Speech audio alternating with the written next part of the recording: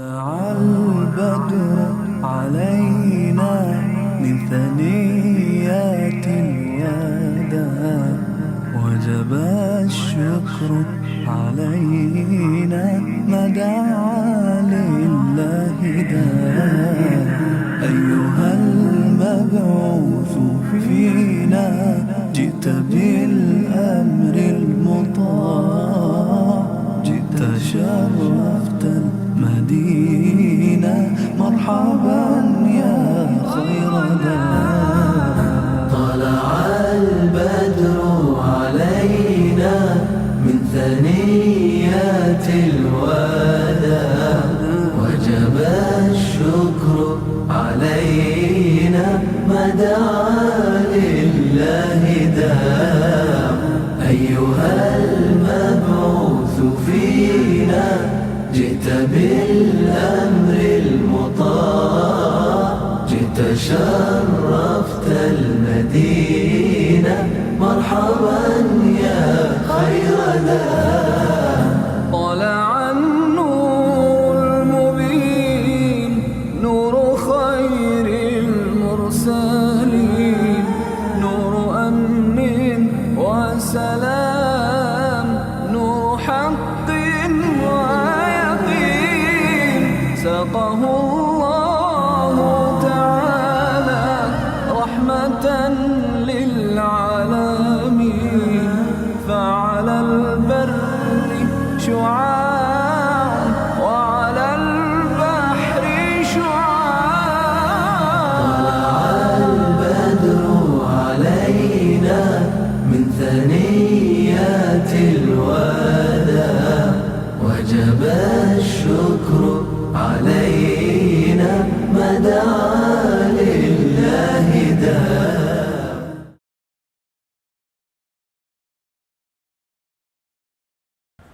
السلام عليكم ورحمة الله وبركاته. وعليكم السلام ورحمة الله وبركاته. نحمده ونصلي على رسوله الكريم أما بعد فأعوذ بالله من الشيطان الرجيم بسم الله الرحمن الرحيم رب اشرح لي صدري ويسر لي أمري واحلل عقدة من لساني يفقه قولي ربي زدني علما اللهم فقهنا في الدين اللهم بارك لنا في أوقاتنا اللهم صل وسلم على نبينا محمد آمين يا رب العالمين. أعوذ بالله من الشيطان الرجيم بسم الله الرحمن الرحيم. In the last session we were doing the Battle of Badr and what happened to the captives of Badr. We know that nearly 70 disbelievers were killed in the Battle of Badr and nearly 70 were taken as prisoners of war. Out of these, Rasulullah sallallahu alaihi wasallam allowed the execution of only 2 of them. One who used to recite poetry against Rasulullah sallallahu alaihi wasallam, and the other disbeliever was the one who, when Rasulullah sallallahu alaihi wasallam went in sujood in Makkah, he put the camel's intestines on him. At another time, he stepped on the neck of Rasulullah sallallahu alaihi wasallam and wanted to kill him. So much so that Rasulullah sallallahu alaihi wasallam's eyes nearly came out. So this was Utbah bin Abu Mu'ayth, and because he was a war criminal, so he and Nazar bin Haris, these 2 prisoners were allowed to be executed. Other than that, all the other people out of the 70, the rest of them, they were not considered to be criminals of war, they were considered to be prisoners of war, meaning they just took part in the battle. Rasulullah sallallahu alaihi wasallam gave out instructions to the Sahaba-i-Karam to deal with these people very kindly and gently. There were no prisons at that time, so what was to be done with these prisoners? Rasulullah sallallahu alaihi wasallam lodged them in the houses of the Sahaba-i-Karam, and he gave instructions to the Sahaba-i-Karam to deal with them very kindly and gently.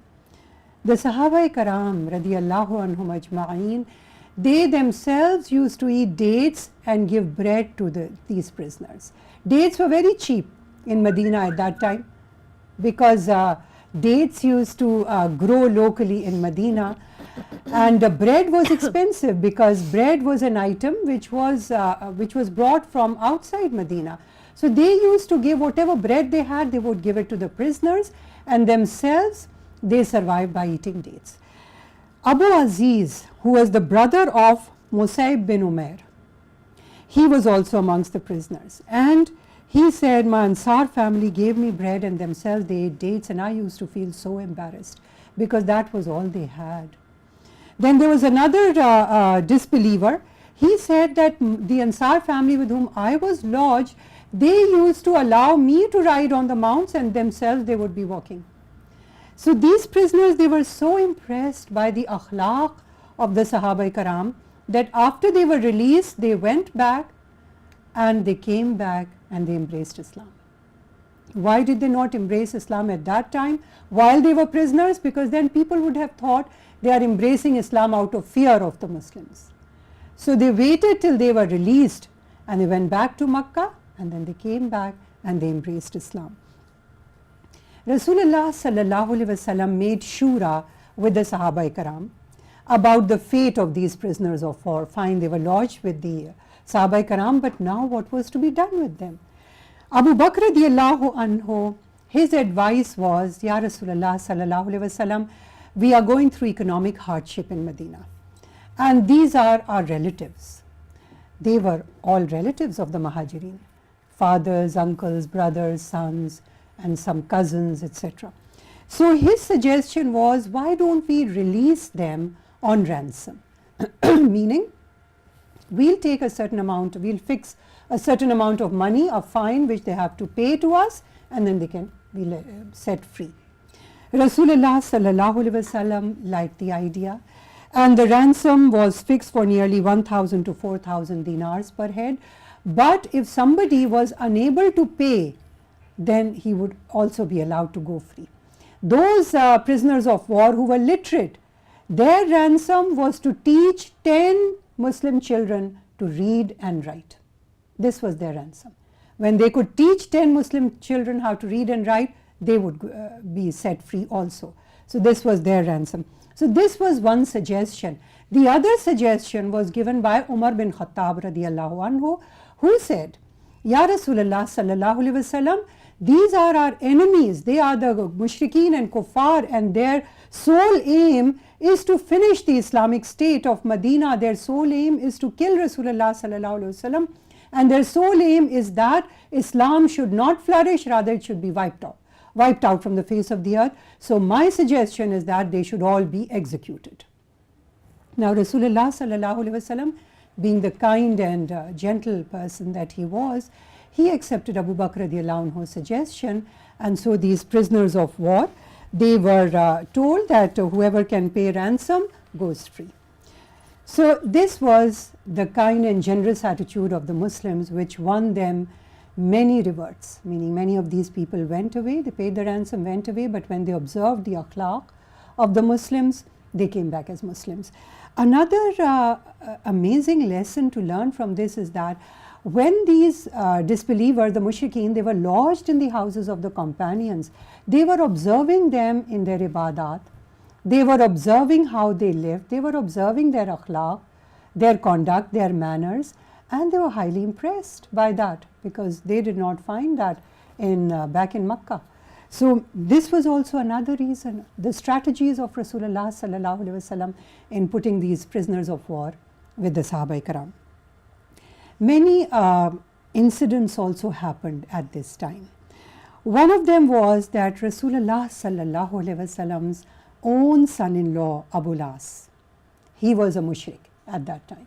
He also came to fight along with the Meccan army, and he was arrested as a prisoner of war. And so Rasulullah sallallahu alaihi wasallam gave the same command to him as well. He was the husband of Rasulullah sallallahu alaihi wasallam's eldest daughter Zainab radiyallahu anha. At that time, it was not disallowed for a Muslim woman to remain married to a non-Muslim. Up till that time, the ahkamat had not come that a Muslim woman cannot marry anybody but a Muslim.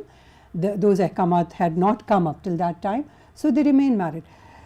Rasulullah sallallahu alaihi wasallam gave the same command to Abu Las, that you pay your ransom and you can go. So Zainab radiallahu anha sent ransom for her husband from Makkah. And along with the money, she also sent a necklace. When Rasulullah sallallahu alaihi wasallam saw that necklace, his eyes welled with tears, because that necklace belonged to his wife Khadija radiallahu anha, who had given it to her daughter at the time of her marriage. When Rasulullah sallallahu alaihi wasallam saw that necklace, it reminded him of the days when he used to live with his wife and children in the home, a peaceful, happy, joyous existence. Imagine a house in which there are little children and a loving wife. How much peace and happiness and joy there would be. And now, what was the condition? So Rasulullah sallallahu alaihi wasallam, who loved his wife, Bibi Khadija radiallahu anha, very dearly, his eyes welled with tears. When the Sahaba-i-Karam saw that, they told Rasulullah sallallahu alaihi wasallam. Rasulullah sallallahu alaihi wasallam had a shura with the Sahaba-i-Karam, and the Sahaba-i-Karam said, Ya Rasulullah sallallahu alaihi wasallam, you can set free Abul As. We don't want this ransom from him. So the necklace was sent back to Zainab, and Rasulullah sallallahu alaihi wasallam, however, told Abul As that, look, your ransom is that when you go back to Makkah, you're going to send Zainab radiallahu anha to Medina. And secondly, you are not going to fight against the Muslims. So Abul As accepted that, and he went back to Makkah. When he went back to Makkah, then he kept his word, and he sent his wife Zainab radiallahu anha to Medina. When Zainab radiallahu anha was coming to Medina, her brother-in-law Kanana was accompanying her, because it was a long journey at that time. So he accompanied his sister-in-law, that he'll go and drop her at Medina. In the way, these mushrikeen discovered that Rasulullah sallallahu alaihi wasallam's daughter is going to Medina. So they came and they attacked them. Kanana tried to protect Zainab radiallahu anha, and she was pregnant at that time. However, these mushrikeen, they shot arrows, and Zainab radiallahu anha was injured. She fell down from her camel and she suffered a miscarriage.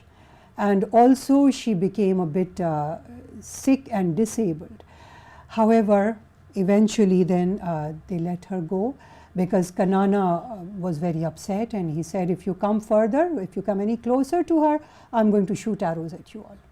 So finally they allowed her to go. Abu Sufyan came and he warned Kanana. He said, why are you doing this? Why are you carrying this lady to Medina? You know the terms that we have with her father. But later on he told Kanana, he said, fine, you go back now, and in the middle of the night when nobody is watching, you are allowed to go and drop her. So this shows the respect that the Arabs had for women. He allowed her to go. Zainab radiallahu anha came to Medina. But because of her fall, because of her miscarriage, she remained a bit sick. In 7 Hijri, her husband Abul As also embraced Islam, so he also migrated to Medina. In 8 Hijri, Zainab radiallahu anha passed away. She left behind 2 children. One was a son and one was a daughter. The son was Ali and the daughter's name was Umama. Now this little girl, Umama, the granddaughter of Rasulullah sallallahu alaihi wasallam, when she grew up, she got, you know who she got married to? She got married to Ali radiallahu anhu after the death of Fatima radiallahu anha. Now if you think about it, what was the relationship? Ali radiallahu anhu was her what? Maternal uncle. Exactly. Because he was married to her khala, to her mother's sister. So this shows us that a maternal uncle is not a mehram. Sometimes girls think that they don't need to do hijab in front of their maternal uncles, and they treat them like their own blood. They treat them as if they are their father's real brothers or mother's real brothers. But no, a mother's sister's husband is not a mehram by blood. So this marriage proved that. And the second point that was proved in this marriage is that in those days age was no bar for marriage. In today's day and age, we think that at the time of marriage the girl should be about 2 years, 4 years younger than the husband, and anything more than that, if the daughter is older than the husband, if the wife is older than the husband, or if the husband is, let's say, 10, 20 years older than the girl, we say, what zulm, what injustice. In that time, there was no such concept. Umama, imagine radiallahu anha, she was so much younger than Ali radiallahu anhu. But there was no bar, nobody raised any eyebrows at that time. So this is what happened to Abul As. Then there is the story of Abbas radiallahu anhu, the uncle of Rasulullah sallallahu alaihi wasallam. He was also arrested as a prisoner of war in Badr. When he was brought to Rasulullah sallallahu alaihi wasallam, he told Rasulullah sallallahu alaihi wasallam, but I am a Muslim. Rasulullah sallallahu alaihi wasallam told him, he said, we go by what we see. Meaning, if there is Islam inside your heart, we don't know. What do we know what is in the hearts of people? So how do we judge people? By their actions. So Abbas radiallahu anhu was also asked to pay ransom.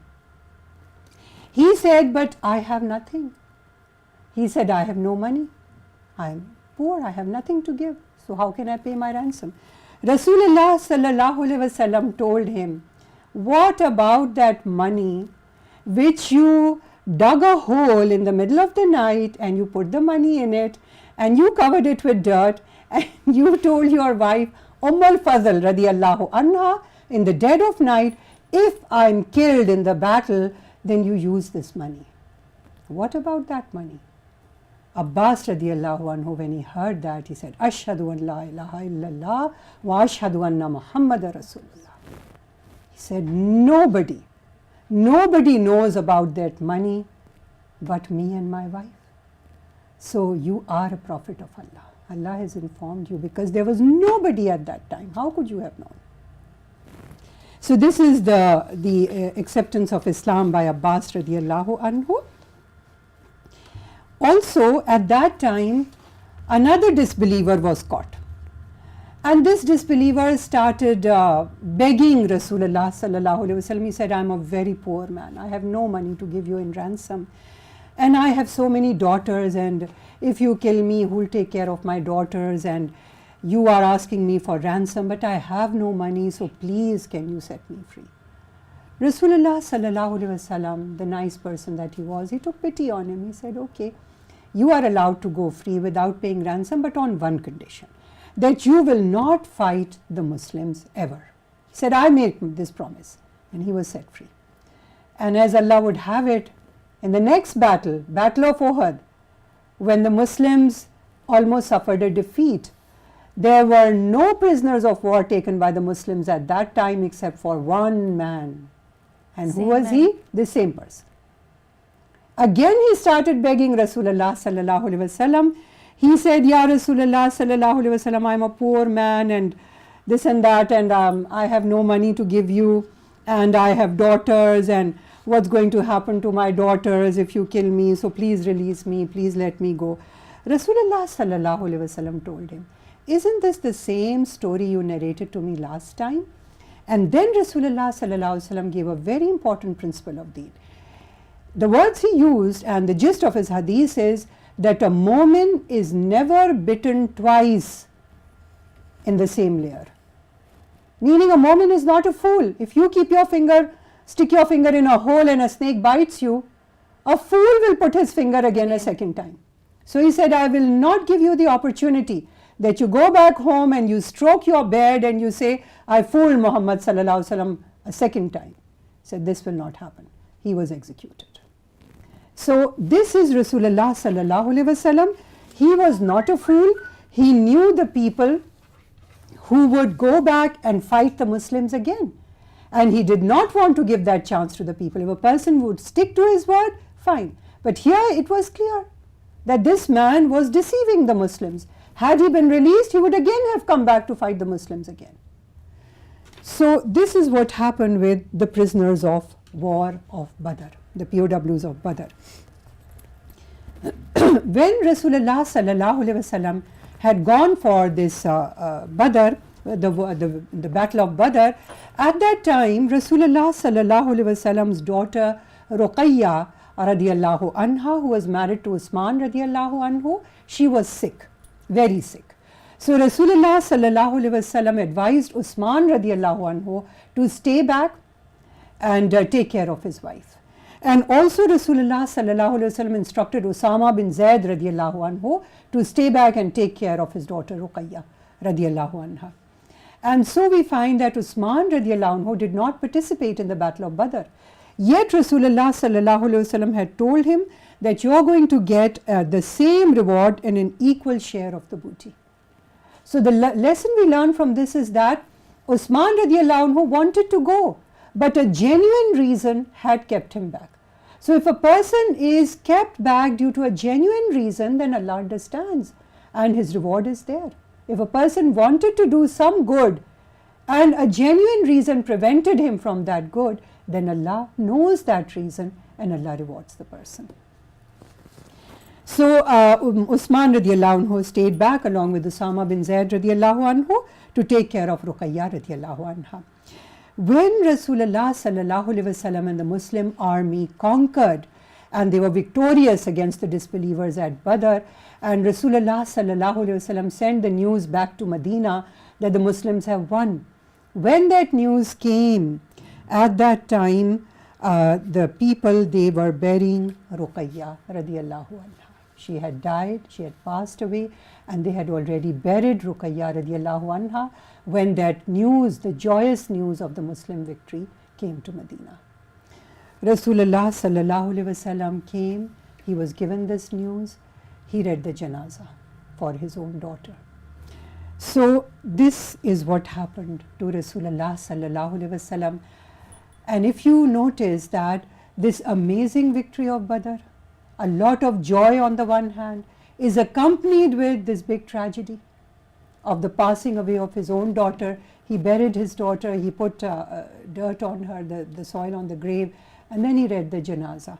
However, these two things, joy and sorrow, go hand in hand. We will find this in the life of Rasulullah sallallahu alaihi wasallam repeatedly. Joy and sorrow going hand in hand. And an amazing balance in Rasulullah sallallahu alaihi wasallam's character and conduct. He did not let one overtake the other. Neither did he let his joy overcome what he had lost, nor did he let his sorrow overcome the joy. This Battle of Badr took place in Ramzan, 2 Hijri, and 20 days later it was Eid. Rasulullah sallallahu alaihi wasallam did not say, my daughter has just passed away 20 days ago, so I am not going to celebrate Eid. What happens today? People keep on mourning for the dead and they don't celebrate Eid, even if it has been nearly a year. Rasulullah sallallahu alaihi wasallam did not do any such thing. Mourning is for 3 days in Islam. That's it. Yes. Then move on with your life. Carry on with your regular life. We are not commanded to go on celebrating anniversaries, death anniversaries and birth anniversaries and anniversary of this joyous occasion, anniversary of this sorrowful occasion. No such. Muslim doesn't live in the past. A Muslim lives in the present. There's so much work to do in the present. Just concentrate on the present and future. Rasulullah sallallahu alaihi wasallam celebrated Eid. And this shows the miraculous balance that there was in his life. He did not tell the Muslims, you go ahead and you celebrate Eid. As for me, I'm in grief. I'm very sorrowful. My daughter just passed away. No such thing do we find. Because Rasulullah sallallahu alaihi wasallam was a role model for us. After Ruqayya radiallahu anha passed away, Rasulullah sallallahu alaihi wasallam saw that Usman radiallahu anhu used to be extremely sad all the time. Why? Because his wife, he loved his wife, and also people would say that this husband-wife pair were one of the most beautiful couples they had seen. Ruqayya radiallahu anha was extremely beautiful, and Usman radiallahu anhu was also extremely good looking. So he was grieving. Rasulullah sallallahu alaihi wasallam married his other daughter, Kulthum, to Usman radiallahu anhu. So Usman radiallahu anhu was called Dhun Nurain, the possessor of 2 lights, because he had married 2 of Rasulullah sallallahu alaihi wasallam's daughters, one after the other. Kulthum radiallahu anha died in Shaban 9 Hijri, and she was buried in Baqi which is close to Rasulullah sallallahu alaihi wasallam's Masjid al-Madinah. So we'll take a short break now. Any lessons learned so far from what we have read up till now? Yes. Number one, the gentle behavior, our gentle behavior, because our gentle behavior can mold anyone. Yes. The way to win over people to Islam is not by being brutal or cruel or angry or forced conversion. There is no such thing as forced conversion in Islam. Yes. Allah has forbidden that. Allah subhanahu wa ta'ala says no, there is no compulsion in thee. But how do we win over people? Through akhlaq. Because people will read our Quran later. First they are observing the Muslims. We must remember, all of us are ambassadors of Islam. The way we behave, the non-Muslims see our deen through us. So their good behavior caused the people to embrace Islam. Any other lessons learned? Yes, a very important thing for girls that to hijab with the uncles Yes. and the family cousins, because most of our family members, our sisters don't do hijab with their uncles, in fact with cousins also, Yes. the son of uncle and son of their khala and other relations. So Islam does not permit a woman to be like this. Absolutely. In the Quran, Allah subhanahu wa ta'ala has given a list of the mahram relations. Except for those mahram relations, we are supposed to do hijab in front of every non-mahram. And even maternal uncle, meaning your mother's sister's husband, is not a blood relation. He is a non-mahram. Even he is older than you, but he is your uncle and mahram, non-mahram for you. Age doesn't mean anything. I mean, age difference doesn't mean anything. If a child is above puberty, above about 15 years old, then one has to do hijab from the person. Exactly. Any other lessons learned? We should also keep balance in our life, Yes. and we should not let our sorrow overcome our Yes, our happiness. normal lives. Yes. Sometimes when we are hurt, we become so sad that we go in a state of depression. yes. And that is forbidden in Islam. In the Quran, repeatedly Allah subhanahu wa ta'ala says, La tahzan, don't be sad. Wherever the word sorrow is mentioned in the Quran, it is said this is a negative emotion, don't do this. Because Allah subhanahu wa ta'ala wants us to be productive human beings. A person who is depressed, what do they feel like? Just remaining in bed the whole day, not getting up, not doing anything. Allah does not like that. Allah has given us a life. Allah wants us to make full use of the time that He has blessed us with. So let's take a short break now. Inshallah, we'll carry on after that.